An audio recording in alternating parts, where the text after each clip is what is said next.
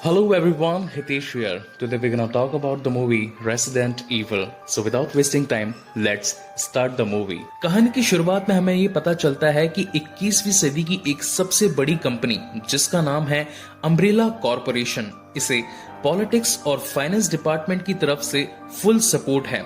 लोगों की नजरों में ये कंपनी आईटी, फार्मास्यूटिकल और एक मैन्युफैक्चरिंग कंपनी थी, लेकिन इस कंपनी के अंदर होते थे इलीगल काम। यहाँ तक कि यहाँ के सभी एम्प्लॉयज को भी नहीं पता था कि इसकी मेन इनकम कहाँ से आती है। इस कंपनी का मुख्य काम था वायरल हथियारों को बनाना और बायोमैकेनिकल प्रोडक्ट्स को बनाना, जिसे वो बेचते थे सेना को और दूसरे ब्लैक मार्केट में, जो कि तबाही मचाने के लिए उपयुक्त थे। पूरे विश्व में अम्ब्रेला कॉरपोरेशन की काफी सारी लैब्स थी, जिसे टोक्यो, जापान, अमेरिका और ऑस्ट्रेलिया। अब यहाँ पर ये स्टोरी शुरू होती है अमेरिका के रैकून सिटी से, जहाँ पर एक लैब है जिसका नाम है हाइव। तो हम देखते हैं कि मूवी की शुरुआत में एक केबिन में एक आदमी कुछ बायोमैकेनिकल बोतल्स को वहां से चुराकर भाग रहा होता है, लेकिन चुराकर भागने से पहले उनमें से वो एक बोतल को उसी कैबिन के अंदर वहीं फेंक देता है। उस बोतल के टूट जाने की वजह से उसका केमिकल उस पूरे कमरे में फैल जाता है और साथ ही वहां का एयर कंडीशनिंग सिस्टम उस बायोमैकेनिकल प्रोडक्ट को ऑब्जर्व कर लेता है और पूरी लैब में उसे एक गैस की तरह फैला देता है। अब यहाँ पर सबसे खास बात यह है कि इस हाइव यानी कि इस पूरी लैब को एक सुपर कंप्यूटर रेड क्वीन के द्वारा कंट्रोल किया जाता है। रेड क्वीन का कंट्रोल इतना शक्तिशाली है कि वो यहाँ के दरवाजे, यहाँ के सिस्टम सभी पर अपना काबू जमा सकती है। और जैसे ही रेड क्वीन को पता चलता है कि कोई एक बायोमैकेनिकल बोतल टूट गई है और उसमें से वायरस एयर कंडीशन के थ्रू पूरी कंपनी में फैलता जा रहा है, तो वो एक अलार्म सिस्टम जनरेट कर देती है ताकि सभी डोर्स बंद हो जाएं और कोई भी उस कंपनी से बाहर न जा पाए। और देखते ही देखते उस कंपनी के सभी गेट्स बंद हो जाते हैं। वहां पर जितने भी साइंटिस्ट, टेक्नीशियन, वहां का स्टाफ जो भी वहां पर काम कर रहा था, वो उन दरवाजों में, उन केबिन्स में कैद हो जाता है और वो कोई भी उनमें से बाहर नहीं निकल पाते। साथ ही उन केबिन्स के अंदर वो रेड क्वीन एक पानी और कुछ गैसेस छोड़ देती है, जिनकी वजह से जो भी लोग वहां जिंदा थे वो सभी मर जाते हैं। अब यहाँ पर सीन चेंज होता है और हमें दिखाया जाता है एक मैंशन, एक बहुत ही बड़ा बंगला, जहां पर एक लड़की बेहोश पड़ी होती है। इस लड़की का नाम है एलिस। जब ये अपनी बेहोशी से जागती है तो इसे पता चलता है कि इसकी याददाश्त खो चुकी है। इसे अब अपने पुरानी बातों के बारे में कुछ भी नहीं पता कि ये कौन है, इसका नाम क्या है, ये यहाँ पर क्यों है, ये बंगला किसका है और मैं यहाँ पर क्या कर रही हूँ। तो वो वहां से उठती है और उस पूरे बंगले को, उस पूरे मेंशन को एक्सप्लोर करना चालू कर देती है। उसे एक ड्रॉर मिलता है और जैसे ही एलिस उस ड्रॉर को खोलती है तो वहां पर उसे बंदूकें दिखती है। अब वो ये सोचती है कि इस ड्रॉर में ये बंदूकें यहाँ पर क्या कर रही है। वो इस बात को जानने के लिए उस मेंशन को और भी ज्यादा समझने के लिए इधर उधर घूमने लगती है, लेकिन तभी वहां पर एक आदमी आता है जिसका नाम है मैट, और वो एलिस को कहता है कि तुम यहाँ पर छिप जाओ, कुछ पुलिस वाले यहाँ पर आने वाले हैं और वो तुम्हें जान से मार देंगे। और तभी हम देखते हैं कि वहां पर 7-8 पुलिस वाले आ जाते हैं, मैट को और एलिस को कैद कर लेते हैं। अब यहाँ पर इधर एलिस की याददाश्त गुम होती है और वो ये सब कुछ जानकर परेशान हो जाती है कि आखिर ये मैट कौन है, ये पुलिस वाले क्यों हैं, ये यहाँ पर क्यों आए और इन्होंने मुझे क्यों पकड़ा। लेकिन इस वक्त हमें इन सभी चीजों का कुछ भी पता नहीं लगता। वो सभी पुलिस वाले उन दोनों को पकड़कर कहते हैं कि हमें नीचे हाइव में जाना है और वहां पर कुछ इलीगल एक्टिविटीज हुई है जिसे हमें रोकना है। उन पुलिस वालों में से एक का नाम होता है केवलिन। वो उनका इंटेलिजेंट स्पेशलिस्ट होता है। वो उस मेंशन में एक दरवाजे में कुछ कोड डालता है और तभी वहां से नीचे अंडरग्राउंड जाने का एक रास्ता निकलता है। सभी पुलिस वाले, मैट, एलिस और केवलिन उस दरवाजे के अंदर जाते हैं और पहुंचते हैं एक ट्रेन के पास में। वो ट्रेन होती है सीधा हाइव का एक दूसरा रास्ता। अब यहाँ पे गाइज मैं आपको बता दूं कि हाइव, जो कि अम्ब्रेला कॉरपोरेशन की एक लैब है, जहां पर 500 से ज्यादा टेक्नीशियन, साइंटिस्ट और स्टाफ उस कंपनी के लिए काम करते हैं। उस ट्रेन में उन्हें एक बेहोश आदमी भी मिलता है, उसका नाम होता है स्पेंसर। अभी स्पेंसर यहाँ पर कैसे आया, इसका जवाब हमें आगे इस कहानी में पता चलेगा। अब पुलिस वाले उस अम्ब्रेला कॉर्पोरेशन यानी कि उस हाइव के अंदर इसीलिए जाना चाहते थे क्योंकि 5 घंटे पहले यहाँ पर एक गैस छोड़ दी गई थी जिसकी वजह से सभी एम्प्लॉइज मारे गए थे।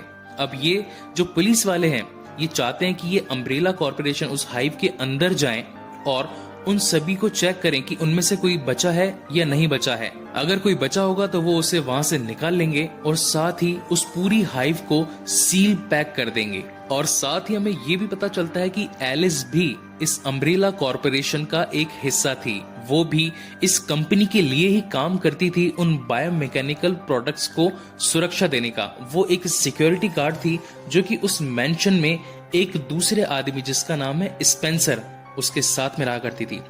कंपनी को लोगों की नजरों से बचाने के लिए ये कपल यानी कि जिसका नाम एलिस और स्पेंसर है ये उस मेंशन में रहा करते थे ताकि किसी को भी ये पता ना चले कि हम यहाँ पर कोई इलीगल एक्टिविटी करते हैं।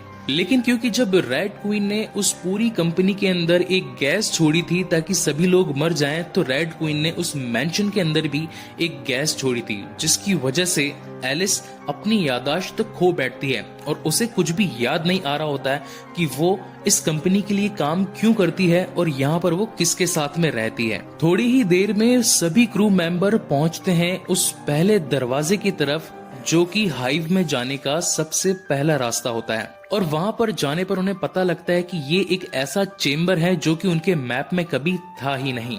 उस चेम्बर में पड़े होते हैं काफी बड़े बड़े स्टील के बॉक्सेस जिनके अंदर चल रहा था कुछ इलीगल एक्सपेरिमेंट। अब यहाँ से सभी लोग 2 टीमों में बट जाते हैं। पहली टीम जिसके अंदर होते हैं मैट, स्पेंसर और साथ ही 2 पुलिस वाले, और वहीं दूसरी टीम में होते हैं 5 पुलिस वाले और उनके साथ में एलिस। क्योंकि एलिस भी उनकी सिक्योरिटी दल की एक सदस्य होती है इसलिए उसे लड़ना अच्छा आता है और बाकी पुलिस वाले उसे अपने साथ में ले लेते हैं। और जब वो दूसरी टीम आगे बढ़ने लगती है तो उन्हें पता लगता है कि उन्हें उन प्रयोगशालाओं से गुजरकर अंदर सुपर कंप्यूटर तक पहुंचना पड़ेगा उसे बंद करने के लिए। तो वो सोचते हैं कि सामने का दरवाजा बंद है तो हमें कुछ टेक्निकल फॉल्ट्स करके सामने के दरवाजे को ओपन करना पड़ेगा। अब दूसरी टीम भी आधी आधी बढ़ जाती है। उसमें से पहले 4 पुलिस वाले उस सीक्रेट चेम्बर के अंदर सामने का दरवाजा खोलने के लिए आगे बढ़ते हैं और वहीं जो बाकी आधी बची हुई उनकी बी टीम होती है वो कंप्यूटर पर बैठकर ऑपरेट कर रही होती है उन 4 पुलिस वालों को। हम देखते हैं कि जैसे ही वो जो 4 पुलिस वाले हैं वो आगे बढ़ने लगते हैं तो वहां पर जो रेड क्वीन है वो अपने सेंसर्स के थ्रू उन्हें पकड़ लेती है और उस चेम्बर का एक लेजर एक्टिवेट कर देती है। और जैसे ही वो लेजर एक्टिवेट होता है वो उनमें से 2 पुलिस वालों को वहां पर काट देता है। लेकिन जब तक केविन उस सिस्टम को बंद करने की कोशिश करता है वो लेजर लाइट एक्टिवेशन के साथ उस पूरी टीम को वहीं पर जान से मार देती है। और हम देखते हैं कि वो जो टीम बी थी उसके अंदर से अब जब 4 पुलिस वाले मर चुके होते हैं तो सिर्फ बचते हैं केवलिन और उसके साथ में एलिस। अब वो दोनों ये डिसाइड करते हैं कि बाकी का पूरा काम हम दोनों को खुद करना है। वो दोनों वहां से आगे बढ़ते हैं और उस रेड क्वीन के पास में जाते हैं जो कि एक सुपर कंप्यूटर है। वो खुद के बैग में से एक दूसरा सुपर कंप्यूटर निकालते हैं और उसे वहां पर एस्टेब्लिश कर देते हैं जिसकी वजह से वहां के सारे डोर खुल जाते हैं।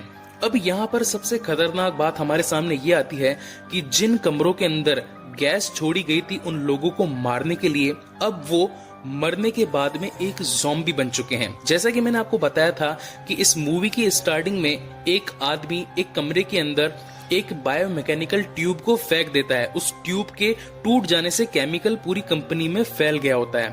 अब क्योंकि वो केमिकल जो कि एक टी वायरस था उसकी वजह से वहां पर जितने भी मरे हुए लोग थे वो एक ज़ॉम्बी में बदल जाते हैं। थोड़ी ही देर में उन सभी कमरों के खुलने की वजह से वहां पर जितने भी जो उनके एम्प्लॉइज थे हाइव में जितने भी जो लोग काम कर रहे थे वो एक ज़ॉम्बी बन चुके थे और वो अब उन सभी पुलिस वालों मैट, स्पेंसर और एलिस पर हमला कर रहे थे। उन ज़ॉम्बीज के हमले से बचने के लिए वो सभी एक कमरे में छुपकर बैठ जाते हैं। तभी वहाँ पर एलिस को एक विजन आता है और उसे पता चलता है कि वो भी इसी कंपनी की एक सिक्योरिटी गार्ड थी जो कि लीजा नाम की एक शख्स के साथ में मिली हुई थी। अब यहाँ पर इस कहानी का सबसे बड़ा खुलासा होता है। इस पूरी हाइव को जो लोग इलीगल तरीके से ऑपरेट कर रहे थे उसका पर्दाफाश करने के लिए लीजा और मैट, जो कि दो भाई बहन होते हैं, वो ये डिसाइड करते हैं कि हम इस कंपनी में से उस बायोमैकेनिकल ट्यूब को पूरी दुनिया के सामने लेकर आएंगे जिससे कि इस अम्ब्रेला कॉरपोरेशन को रोका जा सके। साथ ही ये भी पता चलता है कि लीजा ने एलिस को कहा था कि प्लीज मुझे वो टी वायरस की एक ट्यूब लाकर दे दो ताकि मैं उसे लोगों के सामने दिखा सकूं। लेकिन इस बात को कोई सुन लेता है और वो जो शख्स जो उनकी बातें सुन रहा था वो और कोई नहीं था, वो था स्पेंसर।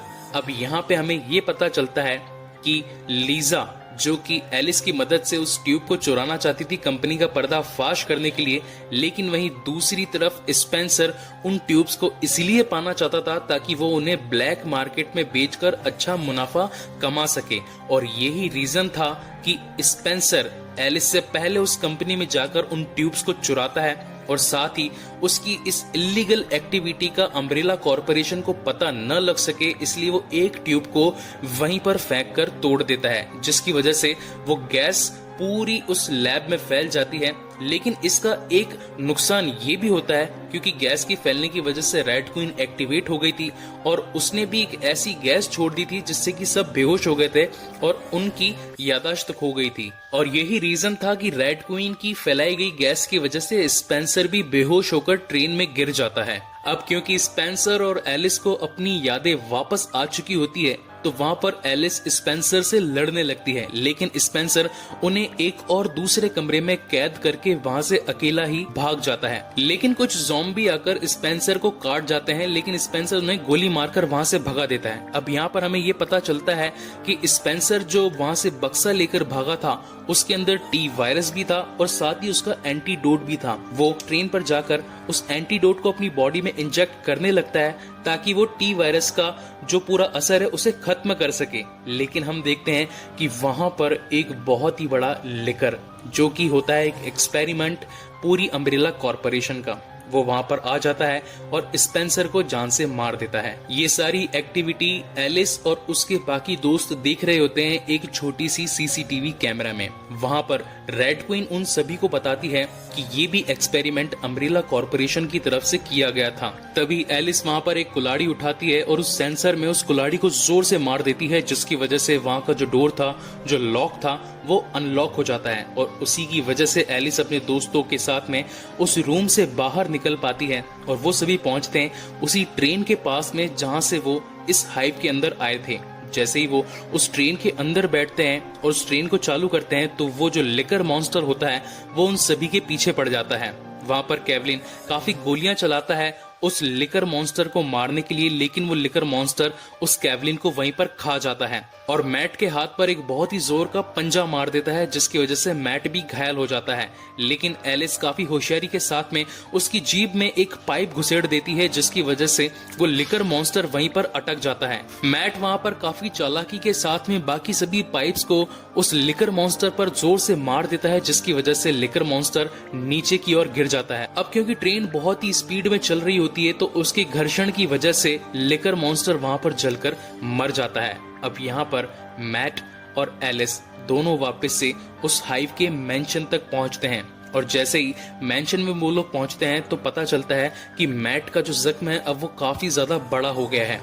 एलिस उस बॉक्स को खोल के उसमें से एंटीडोट निकालकर जैसे ही मैट को लगाने लगती है पर काफी सारे दूसरे साइंटिस्ट आ जाते हैं और वो उन दोनों को पकड़ लेते हैं। एलिस उनसे बचने की और साथ ही मैट को छुड़वाने की काफी कोशिश करती है, लेकिन उसकी सारी कोशिश नाकामयाब होती है। वहां पर सभी साइंटिस्ट कह रहे होते हैं कि मैट की बॉडी के अंदर अब काफी सारे बदलाव आ रहे हैं, हम इसे नेमेसिस एक्सपेरिमेंट के लिए यूज कर सकते हैं और एलिस को एक क्वारंटीन प्रोसीजर के लिए यूज कर सकते हैं। और फिर वो एलिस को रैकून सिटी हॉस्पिटल के अंदर अंदर ले जाते हैं। थोड़ी देर बाद हमें पता चलता है कि एलिस की आंख खुलती है एक ऑपरेशन थिएटर में और वो वहां पर अपने आप को अकेला पाती है। उसकी बॉडी में काफी सारी ट्यूब्स और काफी सारे इंजेक्शंस लगे हुए होते हैं। वो उन सभी को अपनी बॉडी से डिटैच करती है और वहां से निकलने की कोशिश करती है, लेकिन सारे दरवाजे बंद होते हैं। तभी वो उनमें से एक सिरिंज यानी कि एक इंजेक्शन को लेती है और उस डोर के लॉक सिस्टम के अंदर लगा देती है, जिसकी वजह से वहां पर एक छोटा सा शॉर्ट सर्किट होता है और वो डोर भी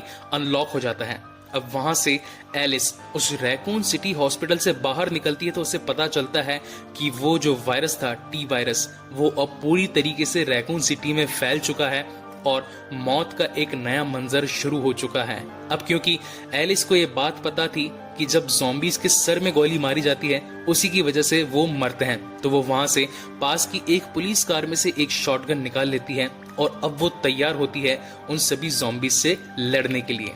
और इसी के साथ ये मूवी यहाँ पर खत्म होती है। गाइज, आपको ये मूवी कैसी लगी प्लीज मुझे लाइक और कमेंट करके जरूर बताएं। इसका अगला पार्ट मैं जल्दी ही अपने चैनल पर अपलोड करूंगा और अगर आपको ये वीडियो अच्छा लगा हो तो प्लीज इसे लाइक करें और मेरे चैनल को सब्सक्राइब करें। Thank you very much for watching this video.